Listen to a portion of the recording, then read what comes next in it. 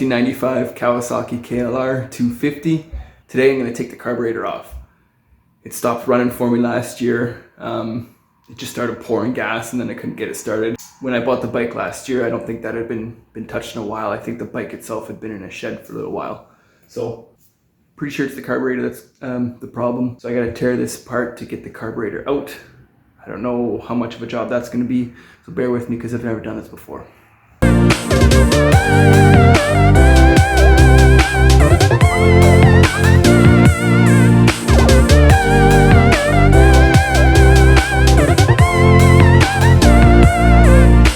I didn't exactly want to do this, but I think I'm going to have to take off the subframe to get to the carburetor. I saw another video of a guy installing one. He said he had to take off the subframe to make it easier. So it is going to be more of a job than I thought. Taking off the subframe though gives me a good opportunity to see what else is down there, clean out and kind of replace anything in there that might be damaged or dirty or anything like that. So it's more of a job, but I guess in the long run it's a good thing to do.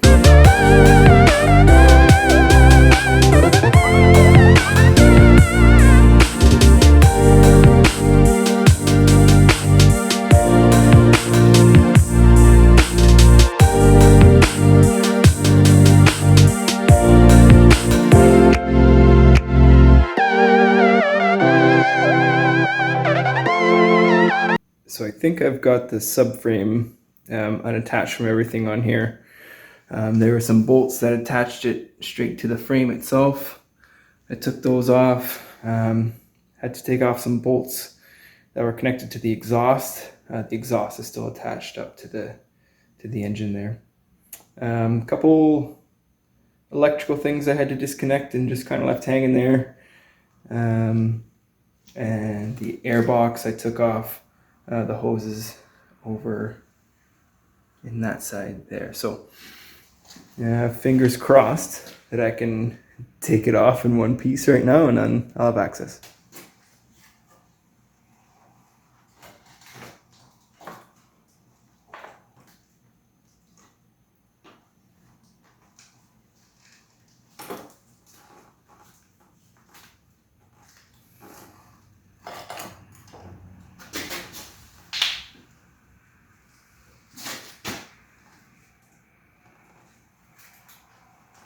Looks like I forgot an electrical connection there.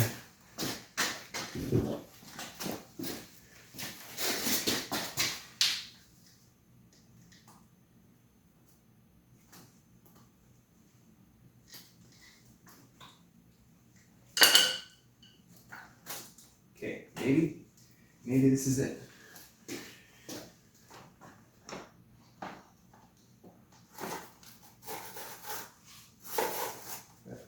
Tubing here that goes out of the back.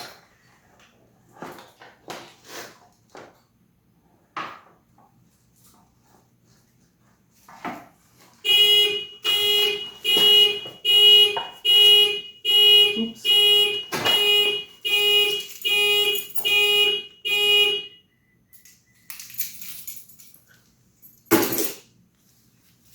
All right, this is it.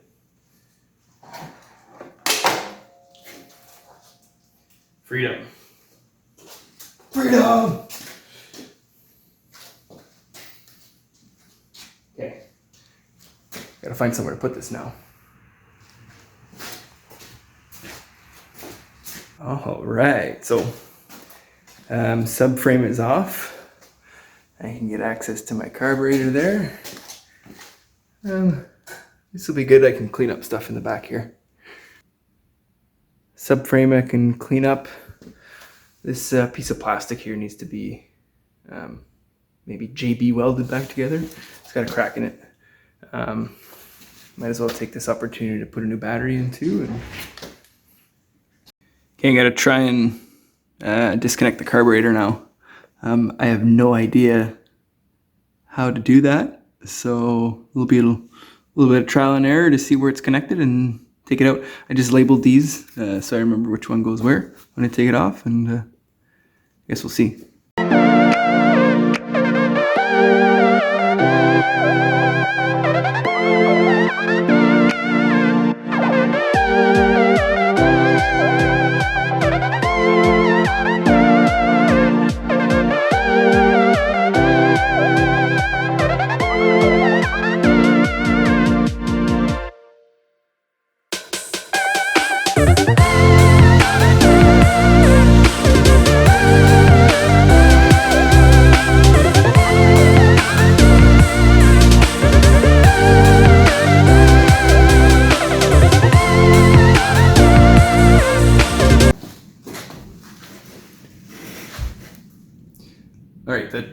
definitely took longer than I thought it was going to take. I'm sure if you were watching that and you know anything about anything, you're probably screaming at it, screaming at me, saying, "What are you doing? Stop doing that. It's that right there. Get that off and you'll get it out. And remember what's what." Anyway, I got it out. Here we are, the carburetor. I labeled a couple things so I remember where to put what. If you do this, don't be like me. I leaked a bunch of gas, so I had to get a pan to put under there to collect all the gas that I was leaking. So I'm gonna open this up. Hopefully I can figure out what the problem is, and hopefully this was the problem that was causing my bike not to run.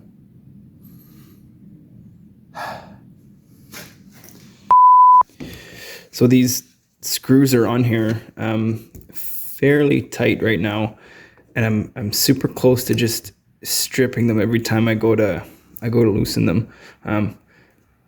Yeah. So, and I don't want to strip them because I don't know if I'll be able to find the correct bolts for this again.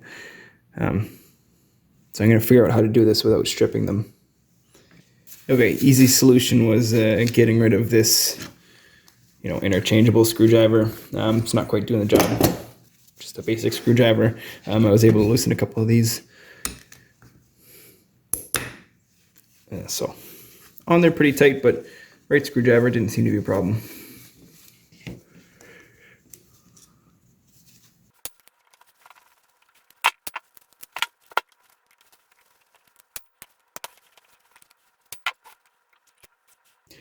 So what I thought was the problem was the float, I guess. I thought that was a problem. Maybe it was stuck.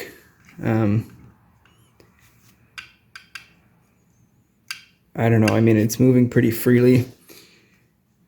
Might have to keep taking a look through here, see if there's anything else stuck in here. This looks okay. A little bit of gunk in there. The seal on it looks okay, so I'll clean this out for sure.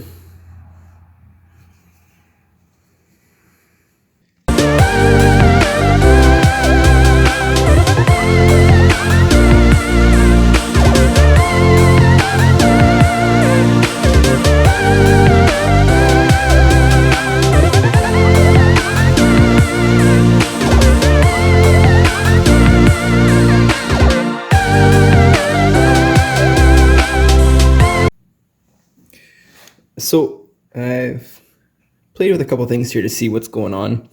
I measured the distance between the top of the float and the body of the carburetor. I guess if that measurement isn't right, there can be some problems, but that's the right distance. This screw here, it's an idle control, I believe. I made sure that that was the right amount of turns out, and it was. And honestly, everything in here looks pretty clean. It doesn't look like there's any debris or gunk in here really. So I think the last thing I'll do is I'll take a look at the jets and pull those out and see if there's anything going on there. But honestly, I'm not really sure what the problem is with this, so I'll just keep taking a look, and then there might be something else going on with the bike.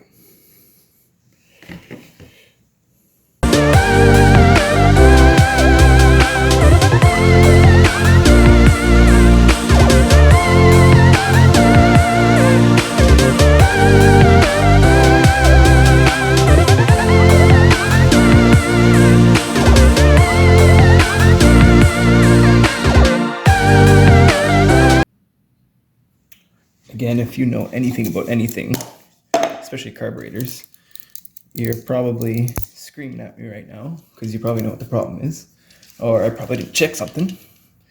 But as it stands right now, I can't seem to see what the problem is. So it could be something else with the bike that I'm gonna have to look through. So I'm just gonna clean up all this stuff with some carb cleaner.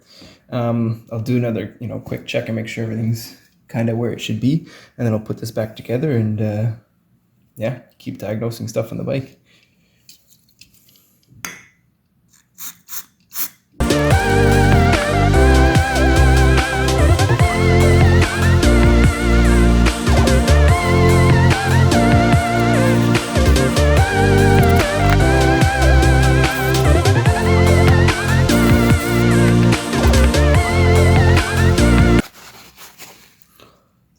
That's looking nice and clean. There was a lot of dirt that came out of that actually, so who knows?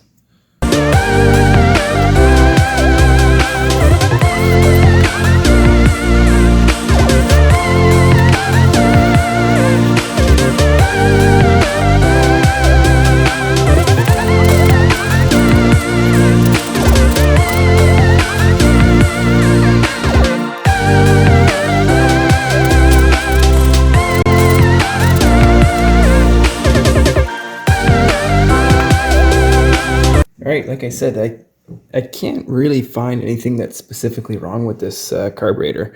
I cleaned it up. It looked pretty clean in the first place. I got a little bit of gunk out of it. These seals look really good. I didn't even need to replace them.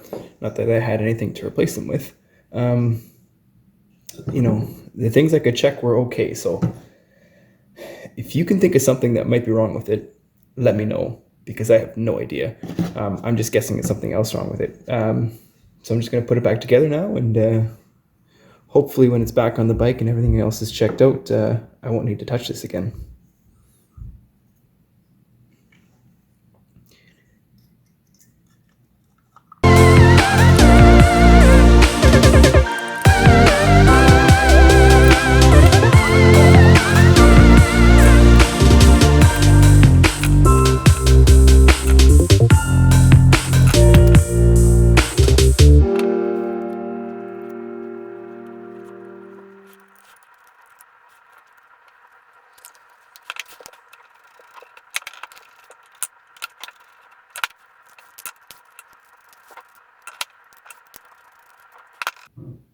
So we're back together.